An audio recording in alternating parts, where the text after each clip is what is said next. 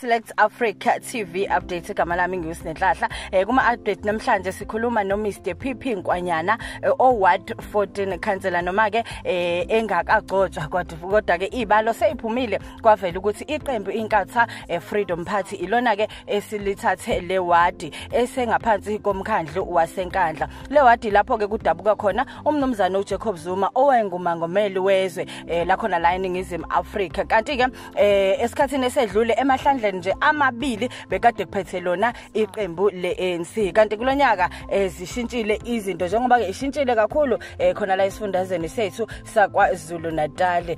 Mr Nkwanyana siyakubingelela siyakumukela ku Select Africa TV. Yebo sisi sawona njani? Siyaphila njani? Siyaphila. Uthini siyazi ukuthi kusa early ngicabanga ukuthi interview yakho yokuqala lena nathi sifisa ukwazi ukuthi kwenzakaleni ithini into yakho mawuvuka ekseni ubuka ukuthi nakho usuyikhansela namhlanje awukakafungisa kodwa ibalo seyikhulumile.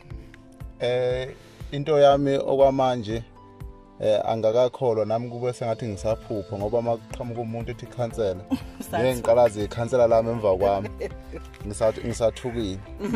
Ngabe ke masingabuyela nje emumva usemncane kakhulu kodwa ke umsebenzi usuphambi kwakho. Ngabe nje efuseni zakho ukhula uke waba naso yini isifiso sokuthi ngelinye ilanga ngifuna ukusebenzela umphakathi noma yini le ekuphushile wathi ngumuntu omusha ngemncane ngiyacabanga ukuthi abantu bakwa 14 bakufanele ukuba nomuntu njengami? Ngikhula bengifisa kakhulu ukusebenzela umphakathi ngenxa ukuthi bengingathanda ukubona omunye umuntu ehlupheka noma esosizini noma bengingenalutho. Kodwa bengenza ngawo wonke amandla ukuthi umuntu umexakekile ngiyakwazi ukumsiza bengikhipha ngisho into yokugcina enginayo. Ngenxa ukuthi angithandi ukubona omunye umuntu exakekile. Okay. Bengicamela ukuthi kuze xakeke mina ongenayo. Okay. Njengamanje ke umuntu omusha izwe lakithi indawo ka Ward 14 iSouth Africa nje yonkana kune challenge abantu abasha abanayo imisebenzi, abantu abasha bafundile, abantu abasha bahlele emakhaya, abantu abasha bagxile ezidakamizweni. Ziningi kakhulu izinto abezenzayo. Iphupho lakho njengomuntu omusha lithini kubantu abasha bakwa 14 under inkandla municipality?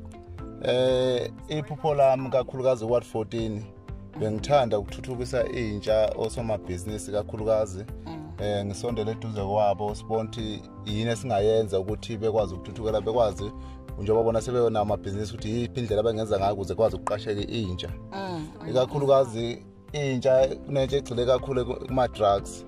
Bengifuna ukuyikhipha busy mhlawumbe ngenza ama sports kanjena ukuze ingabi nethuba lanele ukuthi idla ama drugs bese ngikwazi ukuyiveza njenge soccer nje ngikwazi ukuthi kubaveza nasemathimini amakhulu ukuze sibonke bayathatheka namathuba emisebenzi siyafisa ube nezinto ezakhe kanje ngeyitolo lapha kwa 14 siyabuka abantu baningi negarage kanjalo siyafisa ukuthi makwakho igarage sibe negarage lapha kwa 14 ngalesikhathi kune garage vele kumele kuqashwe abantu bakwa 14 ilokho nje ngabantu abasha. Siyabonga kakhulu ngempela ke akhona amakhulu amaphupho. Okay, uzothi omunye IFP noma Nkwanyana avotelwanga abantu abasha kuphela. Nathi sikhona singabantu abadala ezweni lakithi isikhathi esiningi sekubuka 18 to 35. Thina sikhona singaphezulu ka 35 asibona abantu abasha kodwa sihleli silambile asisebenzi.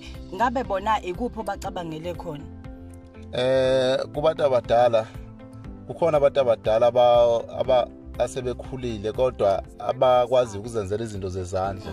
Bengifisa nakhona kunezinto nje ukuthiwa kwakho idiya izinto zesiZulu kwakho amabheshi yonke lento engathi laba bantu bengifisa ubahlanganisa ndawonye bakwazi ukuzenzela imisebenzi yezandla hlanganisa ndawonye bakwazi ukuzenzela imisebenzi yezandla sibone ukuthi sibalekelela ngani yini esingabaxhasa ngayo ukuze into yabo iphumelele bedayise ndawonye njengasemarket sibe nemarket yethu nathi kwa 14. Ngempela ke siyathemba ukuthi bakithi abantu ke baku Ward 14 bazoyithokozela lentuthuko. Mhlawumbe ke inhlelo onazo babukhansela sicela nje usiphe zona siyazi ukuthi okuningi kusekusha kodwa siyazi ukuthi ikhona nje inhlelo onazo noma ke ongayithembisa abantu baku Ward 14. Inhlelo enginazo kwamanje noma bezingeningi kakhulu kodwa vele ngalesikhathi sisakhampena bekukhona ukuthi komqondo vele ngizowina. Yes. Inhlelo esinazo njengamanje ngiseyinhlelweni ukuxhumana nabantu abangasilekelela ngokusakhela igaraji lapha endaweni yaWard 14. Igaraji lokuthela petrol. Oh, hayi abantu baye Kranscope. Hayi abantu baye Kranscope ayisho. Emva kalokho sesingazama ukuthi isiphi isitolo singasilekelela lapha sokudla esingakhiwa lapha endaweni yaWard 14. Lokho. Hayi asithembeke. Okunye ke mhlambe ke sesivala ingabe ikuphi amazwi onawo mhlambe ukudlulisa ukuyibongela njalo njalo. Ngibonga kakhulu kumphakathi waWard 14 othe wangibuka wangethemba noma kungayona wonke umuntu oyi-IFP ovotele i-IFP. Ngiyazi kunabantu abangibukile bangethemba baqhamuka kwamanye amaqembu kodwa basebebuka bengethemba ngendlela engiyiyona nokuyithoba kwami phambi kwabo. Na indlela yokukhuluma nje bengizehlisa kakhulu uma ngikhuluma nawe. Ngithi ngiyabonga kini nonke umphakathi waWard 14 enibuke nangethemba ukuthi ngakwazi ukuniphushela lo msebenzi. Ubunhola kwaWard 14. Siyabonga kakhulu ngesikhathi sakhe sikufisela ke inhlahla kakhulu. Hayi siyabonga kakhulu sisiwami. Izona ke la esikuphathele zona besikhuluma ke nayo ukhansela uMr PP Nkwanyana oyikhansela ke noma ke osazobekwa ukuthi ke abe yikhansela.